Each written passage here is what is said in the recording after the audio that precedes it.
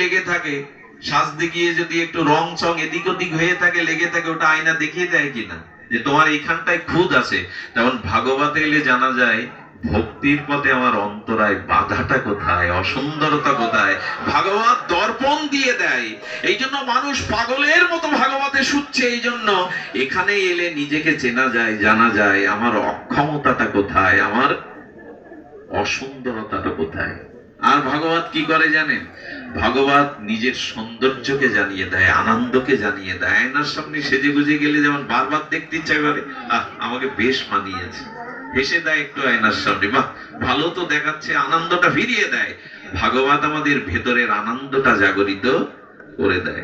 তাহলে জিহ্বা অপরের নিন্দা করার জন্য। আচ্ছা, জিহ্বায় হাড় দেয়নি কেন ভগবান? আমাদের প্রত্যেকটা দেহের প্রতিটা ইন্দ্রিয়ে হাড় বা শিরা আছে কিনা? একটু কথা বলুন, কথা বললে ভালো লাগে। ঘুম তো পাশের লোক একটু চেঁচিয়ে উঠলে ঘুম চলে যায়। ঘুমানো যে কি সমস্যা বুঝি না হই। তো লক্ষ্য করুন, জিহ্বায় হাড় দেয়নি কেন ভগবান? বলে দেন। দেয়নি এই কারণে কথাগুলো হিত এবং মিত বলো, সুন্দর করে বলো।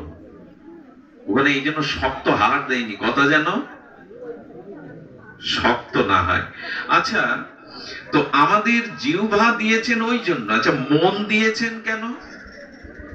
সংসার চিন্তা কুচিন্তা করার জন্য। আগেই বলেছি খাটটা খাটের জন্য না, খাটটা কোনো মানুষের জন্য। মন দিয়েছেন কেন ভগবান? ভাবে একটু বলুন, মন দিয়েছেন কেন? নিজের চিন্তা, সংসার চিন্তা, কাম কামনার চিন্তা করতে। মন দিয়েছেন ভগবত চিন্তনের জন্য। আমাদের প্রতিটি কার্য যদি এ জাতীয় ভাগবত বিচার বিবেচনার দ্বারা আমরা ইন্দ্রকে ভগবতমুখী করতে পারি, তখনই আমাদের জীবনে কি আসবে? তখনই ভক্তির শুরু আসবে। এর আগে ভক্তি শুরু হবে না। বাবা কতক্ষণ সময় নেব? 1 ঘন্টা কালীন বলতে থাকো, তাই না? সুধীবৃন্দ, তাহলে আমরা কি জানলাম? জানলাম আমাদের হৃপিন্দ্রগুলো যদি ভগবানের সেবাই করতে চায়, তাহলে কি করতে হবে? না, হৃপিন্দ্রগুলিকে কাজে লাগাতে হবে। সুধীমণ্ডলী, আমরা বলেছিলাম প্রকৃত সুখ, প্রকৃত আনন্দ আছে আমাদের কিসে? ভগবত সেবাতে। তো আসুন আমরা ভগবত সেবার দুটি বৃন্দাবনের দৃষ্টান্ত নেব। আমি আমার একটু লীলা বলতে ভালোবাসি, বিদ্যা কম তো, আমার পাণ্ডিত্য কম, লেখাপড়াও জানা নাই। এই জন্য আসুন একটু সহজ করে বুঝি। আমরা মূল প্রস্তাবনাটা করলাম, ইন্দ্রগুলিকে ভগবানের সেবামুখী করতে হবে, নিজে আত্মভোগমুখী না করে, আত্মেন্দ্রিয় প্রীতিবাঞ্ছা না করে ভগবানের সেবামুখী করতে হবে। সেবামুখী করবার জন্য প্রথমে আমাদের দাস শব্দটা বলেছে। আচ্ছা, দূত, হনুমানকে কি বলা হয়? রাম দূত। ধ্যান দিয়ে শুনছেন নিশ্চয়। হনুমানকে কি বলা হয়? রামদূত। আর একজন আছে রাজদূত। হ্যাঁ, কি ওনার কি দাদা এসছে নাকি? ওরকম দেখা যাচ্ছে, আবার দেখছি তেমন না। জয় নিতাই, জয় নিতাই। আসুন, নিতাই গৌর প্রেমানন্দে হরি বল, হরি বল।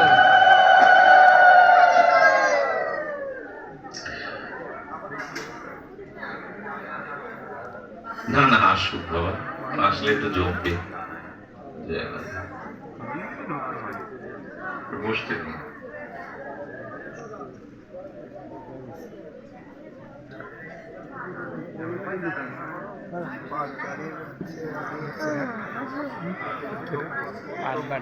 জয় শ্রী রাধে। ওনাকে একটু মালা, আমার গলার মালাটা দিই। জয় শ্রী রাধে, জয় শ্রী রাধে। আসুন আমরা সময়ের দিকে তাকাই।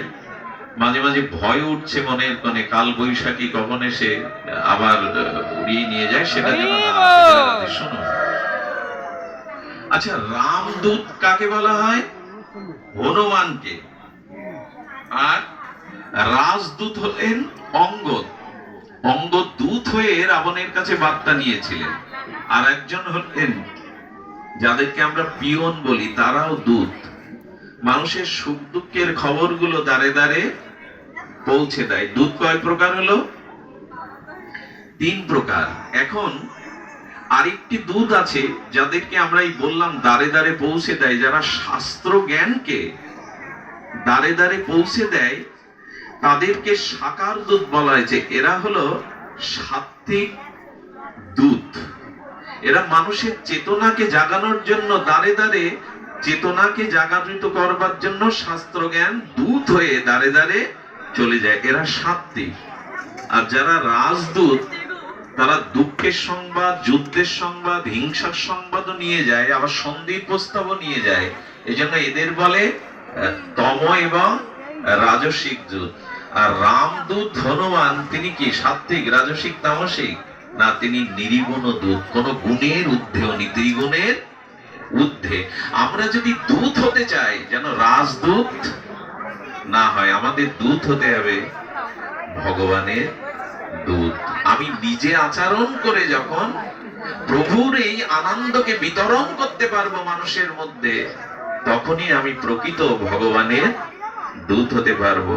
এই পাণ্ডিত্য, যেটুকু বিদ্যা, যেটুকু ভজন, এ যদি নিজের আখের গোছানোর তালে লাগায়, প্রভুকে প্রচারের জন্য না করি, সেটাও হবে অভিশাপ, সেটি হবে অভিশাপ। চলুন, আগেই বলেছি প্রকৃত আনন্দ, প্রকৃত সুখ হলো ভগবত সেবায়। চলুন আমরা চলে যাই। আপনারা জানেন আমাদের আগ্রা বৃন্দাবনের কিছুটা দূরে, এই আগ্রার বুক চিরে বয়ে গেছে সেই নীল যমুনা। ভগবানের প্রিয় এই নীল যমুনা আগ্রার মধ্যে দিয়েই বয়ে গেছে। তো প্রেমানন্দ বলে একজন ভগবানের প্রিয় ভক্ত, তিনি আগ্রাতেই রয়ে গেছিলেন। কেন জানেন? সে সময় ভৌগোলিক, সামাজিক, রাজনৈতিক প্রেক্ষাপট আগ্রায় ভগবত সেবার অনুকূল ছিল না। বৃন্দাবনে না গিয়ে উনি আগ্রায় পড়ে আছেন। কেন জানেন? কেন জানেন? যেখানে আলো আছে ওখানে আলো জ্বালাবার সার্থকতা নাই, যেখানে অন্ধকার ওইখানেই আলো জ্বালাতে হয়। আমাদের বড় পণ্ডিতজি, বিশ্ববরেণ্য নৈয়ায়িক আচার্য, উনি বলেছিলেন, যে দেশে নিতাই নাই সে দেশে না। উনি বিপরীতে, এত বড় নৈয়ায়িক, এত বড় দার্শনিক, উনি বললেন তা হবে না, যে দেশে যে নিতাই নাই সে দেশেই যাব। নিতাই বিমুখ জনের বুক না হেরো অনিল, ওই গাইলে হবে না, নিতাই বিমুখ জনের মুখই হেরিব। তাকে যদি নিতাই বলানো যায়, যদি তার দুয়ারে গিয়ে অন্ধকারে আলো জ্বালতে হয়, আলো যেখানে জ্বলছে ওখানে আলো জ্বালাবার সার্থকতা নাই। তো তৎকালীন বাদশাদের কারণে সবাই বৃন্দাবনে চলে গিয়ে উনি সেবা করতেন।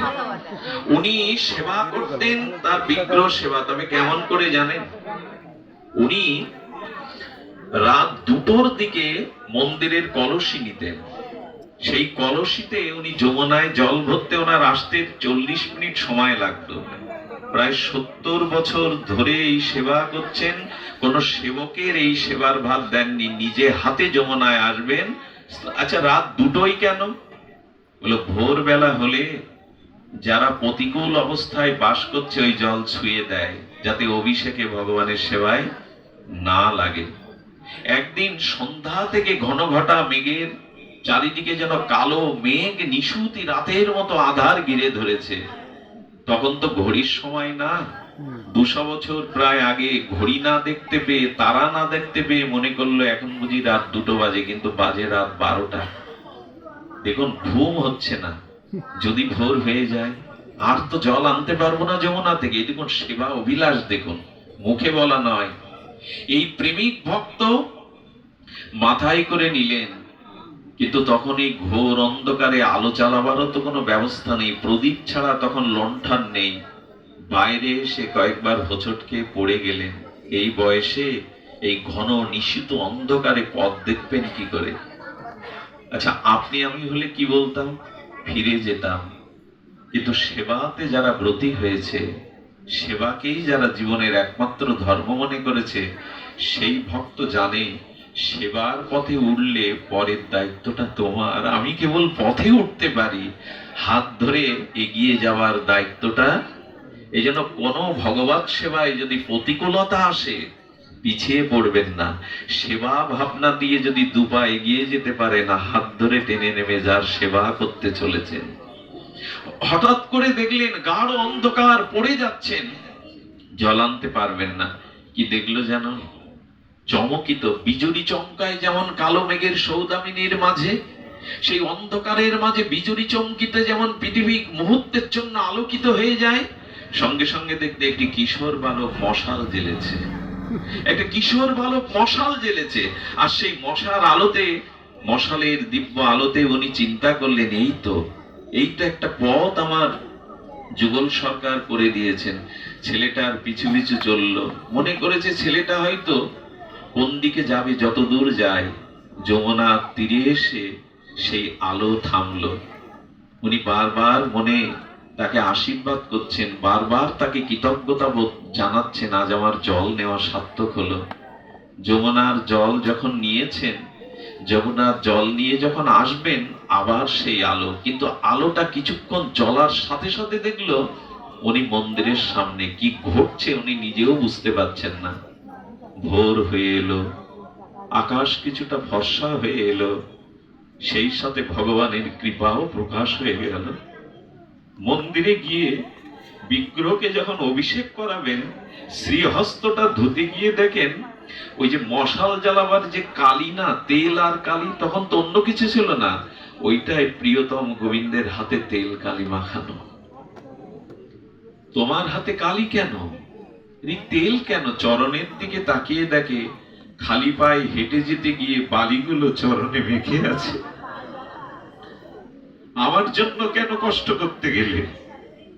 তুমি হাতে এই কদর্য কালি মেখে আমার পথে কেন আলো ধরাতে গেলে? গোবিন্দ প্রকাট হয়ে বলছেন, গোবিন্দ প্রকাট হয়ে বলছেন, সেবা শুধু তুমি করবে সারা জীবন, আমার সাধ হয় না তোমাকে সেবা করবার। ছেড়ে দাও, অন্যের উপর দায়িত্ব দাও। বলেন তা দিতে পারি না, আমি তোমার সেবা ছাড়া থাকতে পারবো না। যতদিন প্রাণ থাকে ততদিন এ সেবা আমাকে করতে হবে। লুটিয়ে ঝরঝর করে কেঁদে বলছেন, কেন বালিতে হেঁটেছো, কেন হাতে কালি মেখেছো? আর মাখবে না। অভিষেক করে ফুলমালা চন্দনে চর্চিত করলেন। উনি ওখানে ভাগবত শুরু করলেন, কিন্তু বাদশার কাছে নালিশ গেল, এখানে বহু লোকের সমাবেশ হয় এবং তিনি তাদের অন্য কিছু পরামর্শ দিয়ে বিভ্রান্ত করার চেষ্টা করছেন। চিরকাল ভাগবত ভক্তের পেছনে শত্রু লেগেই থাকে। বাদশাহ তাকে ডেকে বললেন, আপনি কুপরামর্শ দিয়ে তাদের পদভ্রান্ত করছেন, এখানে আর আলোচনা করা যাবে না। যখন বললেন, উনি যখন ওনাকে ধরে নিয়ে যাওয়া হয় মন্দিরে, তখন উনি ওনার প্রিয় লালাকে জল খাওয়াতে চেয়েছিলেন। জল খাওয়াতে চেয়েছিলেন, সেই গিলাসটাকে রেখেই জল আর খাওয়ানো হয়নি। ওনাকে পিঠ মোড়া দিয়ে বেঁধে বাদশার কাছে নিয়ে যাওয়া হলো। বলে ওকে বন্দি করে রাখো। বলেন, আমি মানুষের কল্যাণের জন্য ভগবানের বাণী প্রচার করছি। না শুনে তাকে বন্দি করতে হলো। একটা কথা বলি, হরিদাস ঠাকুরকেও জেলখানায় যেতে হয়েছে, চিন্তা করতে পারেন। কাজী তাকে কয়েকদিন কারাগারেও রেখেছিলেন। ভাগবত প্রচারে আমাদের আসবে, প্রতিকূলতা আসবে, কিন্তু ভক্ত থেমে থাকে না। ভক্ত কখনো থেমে থাকে না। সুধীজন, এই জন্য যে পথে উঠেছেন সে পথে পেছবার জায়গা নেই, এগিয়ে যাওয়াই আমাদের কর্তব্য। সেখানে কি হয়েছে, ওনাকে যখন বন্দি করে রেখেছে, কি বলবো আপনাদের, ভগবত সেবকের জন্য ভগবানের কি জাতীয় তার মর্মস্পর্শী ভগবানের অনুরাগ দেখুন। মধ্যরাত্রে বাদশার ওখানে এসেছেন। বাদশার ওখানে আসার সাথে সাথে বাদশাহ বিকট মূর্তি নিয়ে, যখন একটি স্বপ্নেতে উনি বিকট রূপ ধরেছেন নিঃসঙ্গের মতো, উনি জল পানি পানি জল জল বলে চিৎকার করে উঠেছেন। পাশে যারা সেবক ছিল তর্জন ছুটে এসেছে আত্মচিৎকারে জল নিয়ে। সঙ্গে সঙ্গে উনি দৈববাণী দিয়ে বললেন, কিরে, হ্যাঁ, আরে তুমি তো এখানের বাদশাহ, তোমার পিপাসার জন্য দর্জন আর তড়িৎ গতিতে তোমার জন্য জল আনছে, আর আমি অনন্ত বিশ্ব ব্রহ্মাণ্ডের বাদশাহ। আমাকে আমার ভক্ত জল খেতে দিয়েছে, তাতে তাকে বেঁধে নিয়ে এসছো। আমার সেবা করতে পারেন আমার ভক্ত, তুমি বাদশাহ বলে তোমার সেবা অর্জন করবে? সঙ্গে সঙ্গে উনি কাঁপছিলেন সেই বিকট মূর্তি দেখে, সোনার মূর্তি দেখে। উনি সঙ্গে সঙ্গে বুঝতে পারলেন আমি কাকে বন্দি করে রেখেছি, ভগবানকে জল খেতে দেয়নি, ওই সেবককে ধরে আনা হয়েছে। সঙ্গে সঙ্গে তাকে ভোরবেলা সম্মাননা দিয়ে, তাকে সম্মান করে, তাকে উপযুক্ত সেবার দায়িত্ব দিয়ে যখন পাঠাবেন বললেন ক্ষমা করে দিয়ে, আমি বুঝতে পারিনি আপনি ভগবানের একান্ত এমন সেবক যে আপনার হাতে ছাড়া বিশ্ববিধাতা অন্যের হাতে জল খেতে চাইছে না, আপনার হাতেই তিনি পিপাসা দূর করবেন। আপনি আপনি কিছু একটু আমার কাছে সেবার সুযোগ দিন।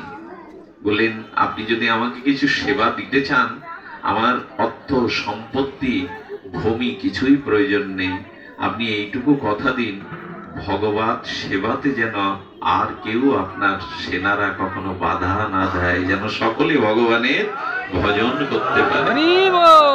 ভক্ত কি চায়? ভক্ত কি চায়? ভক্ত